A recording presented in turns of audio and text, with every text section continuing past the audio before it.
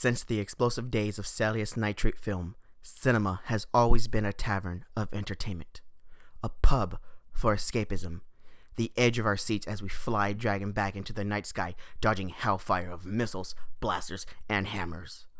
Movies, film, cinema has always made the world a better place, until the dawn of darkness and an era of depression began. March 25th, 2016 is when the Universal Cinema was throwing off its trajectory of glorious achievements onto the axis of hack-filled disgrace. Pandora's box was opened, and Batman v Superman, Dawn of Justice, was unleashed among the world. And we all know how that turned out. Batman v Superman will go down in history as one of the worst examples of how to execute a multi-million-dollar budget movie. And you are all fucking stupid for thinking so.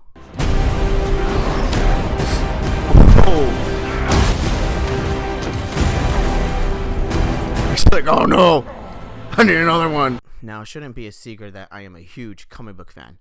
And if anyone that knows me can tell you that I am not in the closet when it comes to being a DC fan either. Marvel was great too. I mean, they just crossed a movie milestone that was never thought possible to achieve. But they did it with an outstanding, although overrated and overhyped, marvelous movie that is Avengers Endgame. Avengers Infinity War will always be the far more superior and far more better crafted movie, but that is another topic for a very long day that I will profusely procrastinate to. Until then, I'm here to tell you why Batman v Superman is one of the greatest superheroes, no, one of the greatest movies ever. So sit back, relax, and grab your crippling depressed child from the alleyway as I explain the method to my madness in this English essay style rant.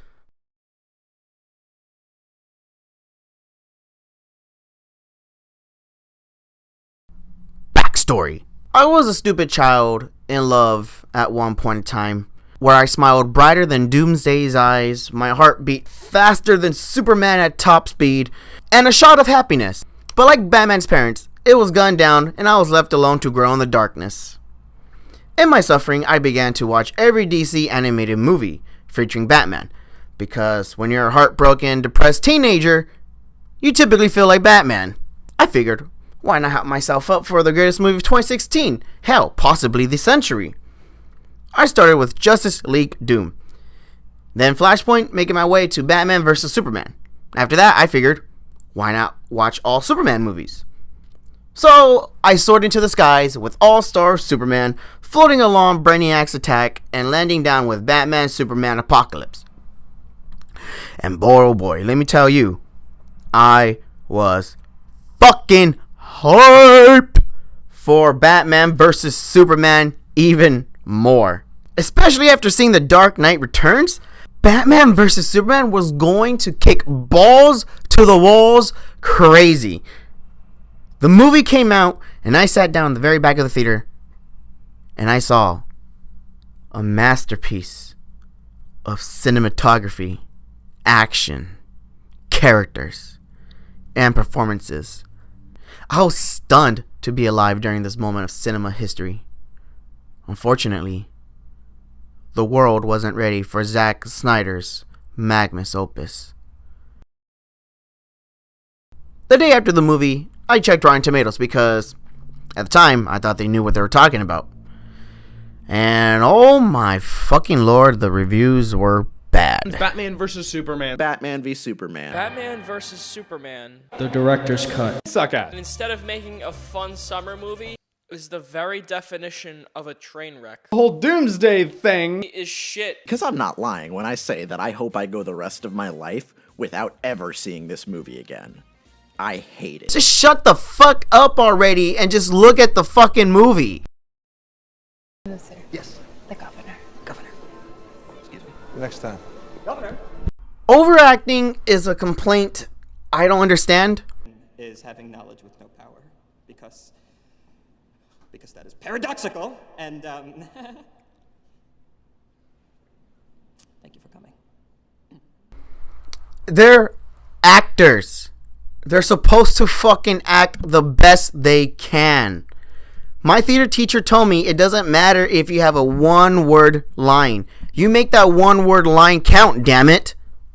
Jesse Eisenberg isn't my ideal Lex Luthor either, but it works for what Zack Snyder was going for. Over the century of printed Superman comics, some of the Man of Steel lore has changed dramatically, but one key staple of the Superman mythos is that Alexander Lex Luthor is his arch enemy. But why? Well, in the comics, Lex Luthor hates Superman simply because he's an alien on Earth. In short terms, Lex Luthor is a fucking racist who sees himself above all human beings, and having Superman present makes him feel inferior. Lex Luthor suffers from small dick messiah syndrome. Why do you think he's bald? He's a spineless dickhead with no confidence, destined to live in the shadows of Superman. And that is why Jesse Eisenberg is the perfect casting for Lex Luthor. Keynote: Eisenberg's Lex is Alexander Luthor Jr., heir to the LexCorp and Luthor legacy. Now, I have no experience of being the son of a highly respected businessman, but I imagine it must be so stressful for him to stay out of his father's shadow.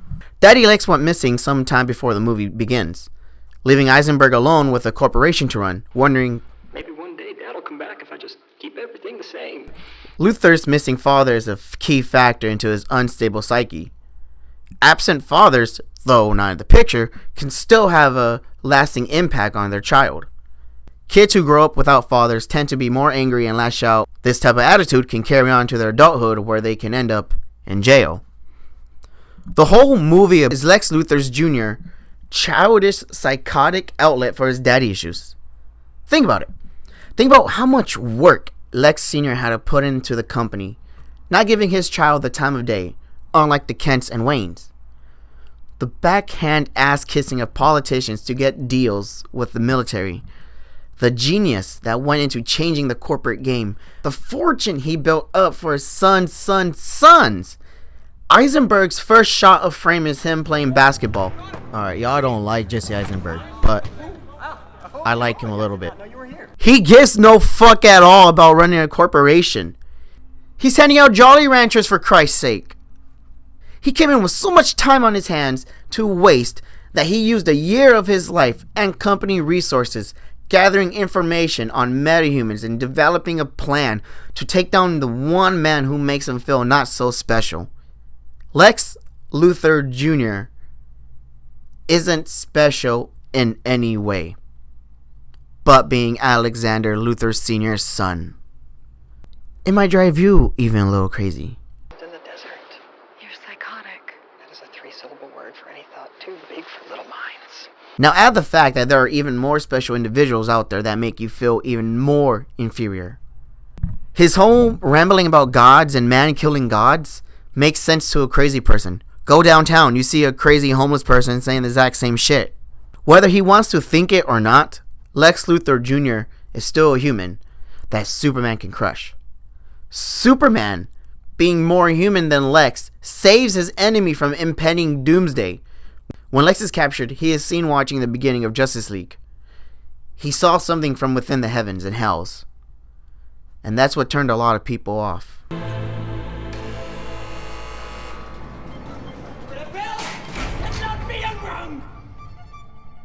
He's hungry. He's found us. And he's coming!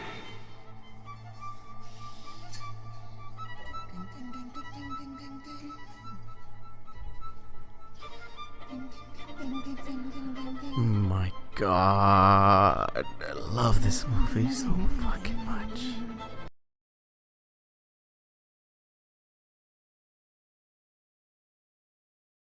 Shut the fuck up with the religious criticism. Wonder Woman's first couple issues explore the Greek mythology featuring the gods and monsters. Have you also seen another great DC movie called Constantine featuring kick-ass Neo Wick? The whole movie deals with angels and demons. Constantine is the middleman for DC's main universe and the Vertigo stories. Vertigo is a DC line of comics that focus on the Judeo-Christian religion aspects. DC is built around Greek and Christian mythology, just like how Marvel is with Greek and Norse mythology. Religion makes the silly comic book world more realistic, in my opinion. God isn't just a guy with a beard in the sky. It's the higher beings we can't comprehend that we call gods. Lex heard the bells rung and ringing they've been for eons. The depictions of society in the movie are pretty accurate if you ask me. There would be religious people who believe Superman is the second coming of Jesus Christ. There would be naysayers who believe he is a threat to mankind. Does Superman disprove God? Marvel comics have a religious side as well. The mutants get shit on every year by the radical Christians, calling them demons and failed experiments by God inferior to the human race.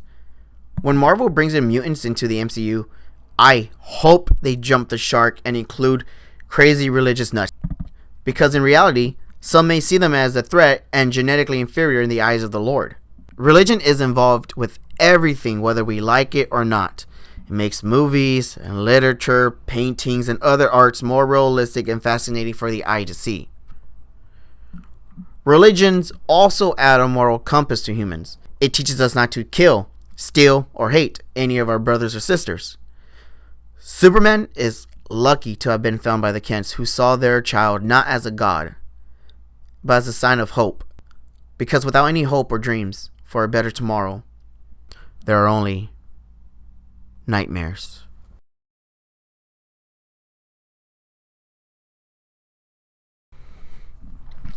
This scene alone should have made people hyped for what Zack Snyder had in store for us. Devastation that made Man of Steel look like a kindergartner's sandbox.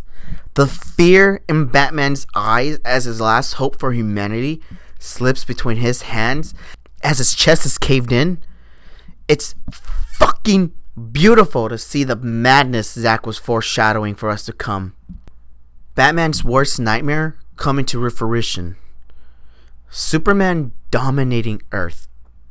This scene was a glimpse into Zack's endgame for the Justice League. Hellfire. Demons. Mankind against their own brothers and sisters. Resident Evil extinction-like environment. And the giant Omega sign that stretches for miles. This was the Justice League's doomsday. Superman's apocalypse. Feige and Marvel didn't have a plan etched in stone 10 years before Endgame. They made the movies as they went along with a big ending already planned. They just needed to reach that point. Iron Man's fate wasn't decided until 2011 to 2013. Marvel was always running out the gate with no real committed plans, just that Iron Man had to fight Thanos. Zack Snyder came in balls deep with a Justice League 5 movie arc storyline, with other directors who helmed single movie projects. Zack had his vision ready to soar off into the unknown. Skipping ahead to 2017, Zack and his wife Deborah had left Justice League to grieve their daughter's suicide. Warner Bros. Fucked over Snyder more by ripping his dream away and replacing it with an MCU phony. But now it's the end of 2020, and we can see the Snyder Cut coming out of the Batcave in 2021 alongside with a remastered version of BVS. In the end, the mainstream audience, dumb critics, and MCU fanboys can go fuck themselves for not getting what they wanted. A colorful amusement park roller coaster of jokes and goofs. This is Zack Snyder's vision of DC. He wanted to show how fucking badass his movies could be and shake the comic book platform. And I think he did just that by giving everyone in the whole world a fucking heart attack with Batman.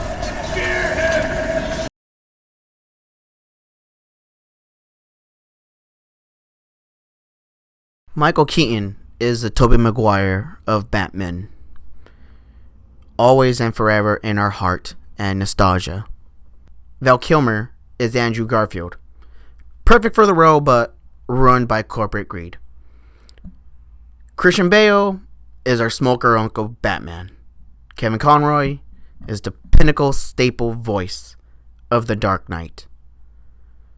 And then there's Clooney. All legends in their own rank. But none of them can compare to the legendary man to ever wear the cape and cowl. My motherfucking Affleck! God, that suit is beautiful!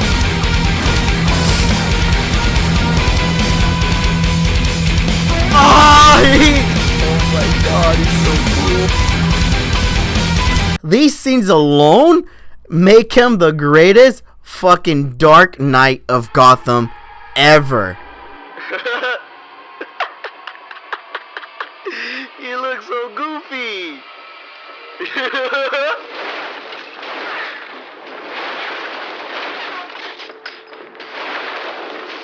They make Batman out to be like a horror movie monster.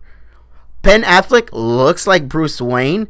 His kick-ass combat suits are possibly the greatest Batman costumes ever created. His fighting tactics are like those from the Arkham games. Ben Affleck is acting upon acting. He gets caught by the assistant and breaks out of his Batman role to play up his Wayne charisma.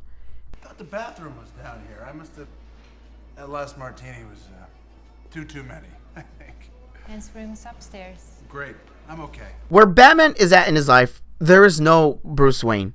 He's too busy being Batman to keep tabs on his ex-employees or company. He only attends Lex Banquet to hack into his system's hardware.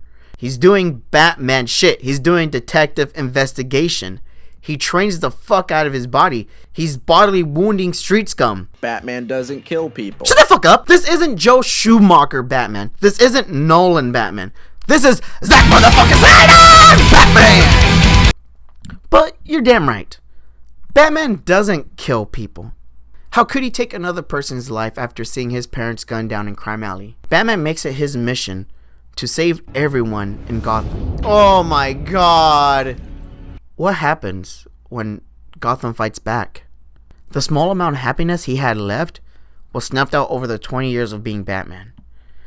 No matter what he does, there is still rampant crime spreading across Gotham. Joker and other costume freaks keep popping up every year. The city he vowed to protect is scared of him. He lost his first and only son to the freaks he created. His marriage with Selena Kyle fell apart because of his double life. All that shit weighs a man down to his rock bottom. And once Bruce Wayne reaches rock bottom, there is no hope for him. Only the bat. So yes, Batman doesn't kill people. He cleans the street from filth with his Batmobile. He brands criminals who gave up their humanity and civility like the cattle they are. Stab the bat and he stabs back. If you're no good dirtbag in Gotham, then beware the Batman, judge, jury, and executioner. How many of you questioned your existence? Ask yourself, why are you here? What's your niche in the universe? Are you meant to be a chapter in an era or a one-worded footnote? Every day of his life, Clark Kent asks himself those questions. Mom and Pa Kent raised Clark in believing he was destined to change the world for the greater good, and since his early days of life, he tries doing that. In his mind, Clark is doing good, but he's still new to the whole superhero thing. He doesn't know the true amount of destruction his powers are capable of. He has no control over where his 20-ton body goes when being launched by Zod. Superman only knows to protect Earth and end the threat.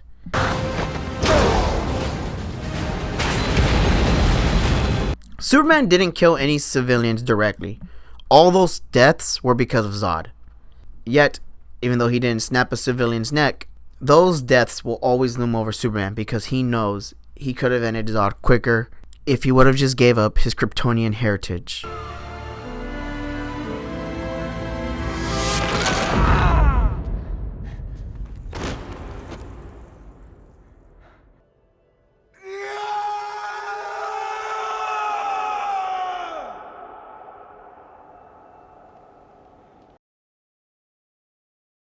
During the gallery scene, Clark snoops on Bruce, but is distracted by news of a burning building. He questions whether to continue his Clark Kent investigation or to go be the hero that he needs to be. That scene alone is interesting because it shows another struggle of Superman. His double life. He's shown saving people from disasters, but what about the times where he isn't there? Superman can't be everywhere because Clark Kent has a life with Lois Lane. And Clark Kent can't enjoy his life because Superman is needed around the world. All the lives he can't save must take a toll on his psyche. He is gifted with these powers by God and still can't be the savior the world needs him to be. Superman knows he does good, but he is constantly reminded by the news, the government, and mankind that he is indeed a threat to Earth. Must there be a Superman?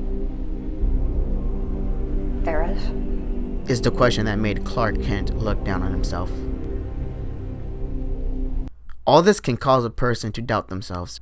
I really think Superman is suicidal to a degree.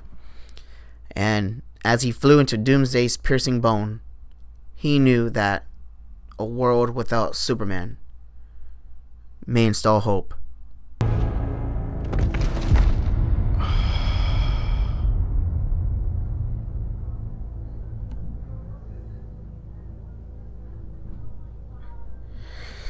Oh my god, dude! The whole movie is Batman versus Superman. The movie clashes their opposing ideology of how justice should be done. My Batman! There you go, Batman! There you go! Go in there!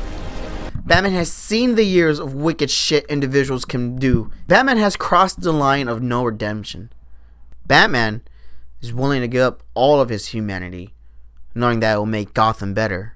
Superman disapproves Batman's vigilantism because it involves Bruce being judge, jury, and executioner, with the mark of the bat being a death sentence to criminals in jail. Batman disapproves of Superman. It doesn't help Batman's paranoia to see a godlike being doing good one day and turn on mankind the next. Bruce has already witnessed firsthand the sheer destruction Superman can cause. Batman, for the first time in his life, is scared again. And Batman hates feeling scared.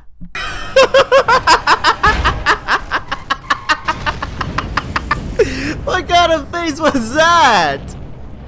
The movie shows them butting heads ever since they met. Hero saves a cat out of a tree. You read a puff-piece editorial about an alien who, if he wanted to, could burn the whole place down. There wouldn't be a damn thing we could do to stop it. Most of the world doesn't share your opinion, Mr. Wayne. Maybe it's the Gotham City in me. We just have a bad history with freaks dressed like clowns. They are both right in their criticism of one another, but are too stubborn to listen. Superman crashing the Batmobile and confronting Batman for the first time is spine-chilling. Superman rips the car doors right off their hinge, threatening him. Batman wants to kill Superman.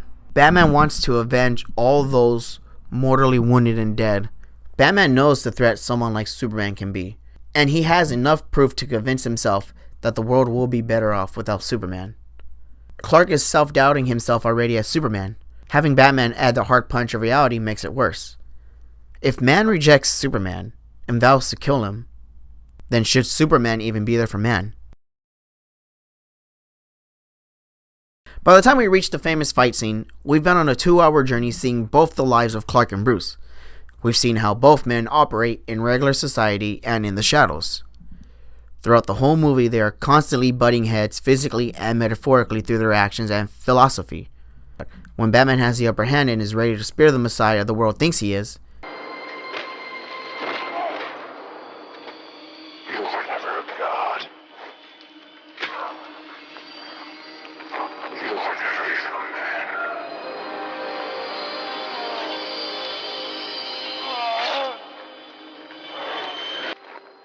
Save Martha!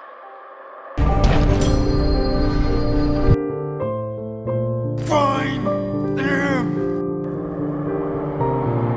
Save Martha!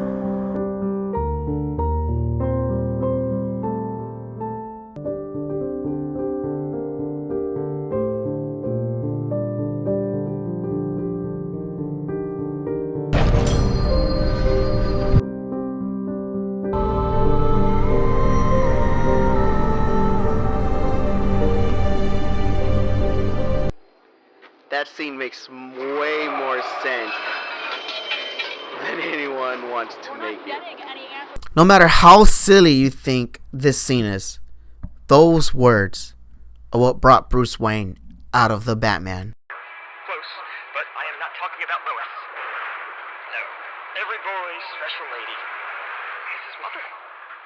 Superman would risk his own humanity to kill a man who he saw no different from any other stubborn criminal of the night, instilling fear into the world. Then let Martha die. If man doesn't want to listen, then God will make him. Fortunately for man, God isn't present. Only a son wanting to protect his mother from an insane clown. Martha. The last words Thomas Wayne utters under his dying breath. A simple name shocks Bruce Wayne back to his tragic origin and the real reason why he became Batman in the first place. So no child has to grow up without their parents.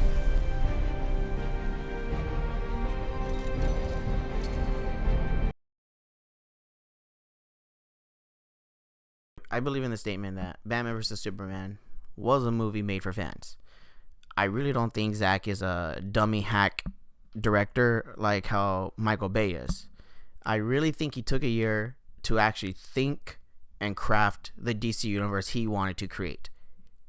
I'm happy we didn't get another Batman origin movie because, first of all, Batman is the number one sounding comic line, with Nolan's movies still fresh in everybody's minds. The only superhero who really needed an origin movie was Superman, because Superman Return was in 2006. Zack knows his characters. He knows what's in store for them.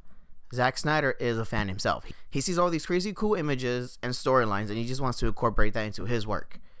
I love the tone Zack was going for because it describes what makes DC stand out. It's dour, depressing, bitter. These are mainly words that all describe our main characters. Batman is the most emo, depressed comic book character to ever exist.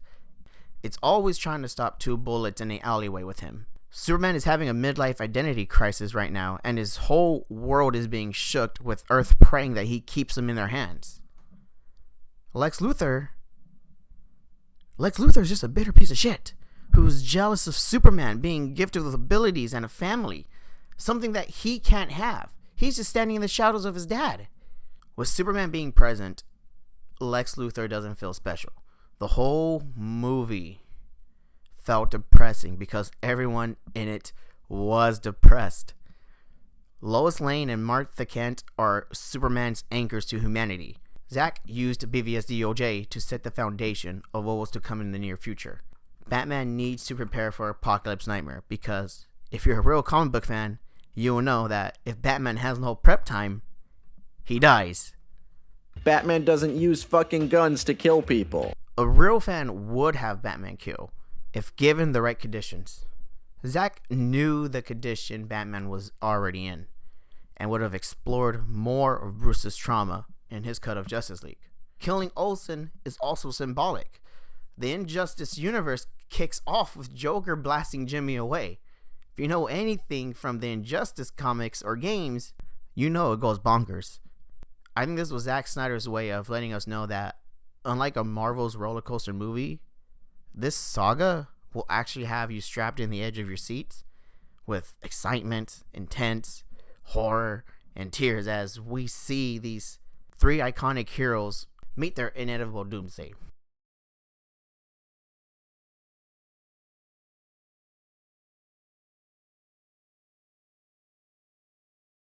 It has been 5 years since Batman v Superman Dawn of Justice, and I'm starting to see a prequel effect starting to happen.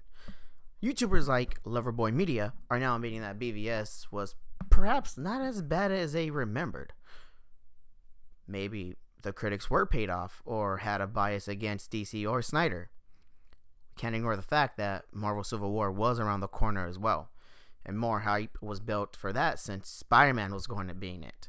BVS had a lot going against it, and in my honest opinion, I think Zack succeeded in laying out an environment for future movies to be settled in. I can't wait till 2021 because it will be the official restart that Warner Brothers really wanted, because now they know that there is a market and fans for what Zack was pitching for, and I am really excited to see what they can come up with for the next 10 years. And there will be a time where everyone looks back at Batman vs. Superman Dawn of Justice and realize that they were too harsh on a movie and a director that never really deserved the amount of hate it got. And I'll be here, standing on my hill, dying, saying, I told you so, since day one, that Batman v Superman is a masterpiece, a cinema art. This is how it should be done. Thank you very much, people. I am Overreact. I hope you liked the video. And I'll see you in the next one. Peace.